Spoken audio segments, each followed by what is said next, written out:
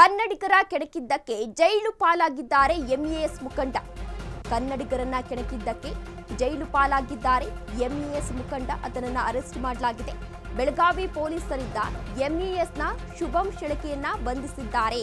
ಕನ್ನಡ ಹೋರಾಟಗಾರರು ನಾಲಾಯಕ್ ಎಂದಿದ್ದಕ್ಕೆ ಅರೆಸ್ಟ್ ಮಾಡಲಾಗಿದೆ ಎನ್ನುವ ಮಾಹಿತಿ ಸಿಗ್ತಾ ಇದೆ. ಕರ್ನಾಟಕ ಬಂದ್ ಬಗ್ಗೆ ಅಪಹಾಸ್ಯವನ್ನ ಮಾಡಿದ್ದ ಎಂಇಎಸ್ ಮುಖಂಡ ವಿಚಾರಕ್ಕೆ ಸಂಬಂಧಪಟ್ಟಂತೆ ಮಹಾರಾಷ್ಟ್ರದಲ್ಲಿ ಶೆಳಕೆಯನ್ನ ಬಂಧಿಸಿದ್ದಾರೆ ಮಾಳಮಾರುತಿ ಪೊಲೀಸರು ಎನ್ನುವ ಮಾಹಿತಿ ಸಿಗ್ತಾ ಇದೆ.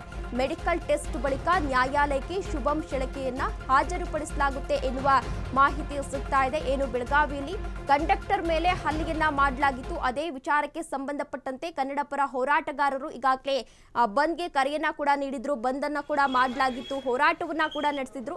ಆ ವಿಚಾರಕ್ಕೆ ಸಂಬಂಧಪಟ್ಟಂತೆ ಕನ್ನಡಿಗರ ಬಗ್ಗೆ ಒಂದು ಮಾತನಾಡಿದ್ದ. ಇದೀಗ ಈತನನ್ನ ಅರೆಸ್ಟ್ ಮಾಡಲಾಗಿದೆ.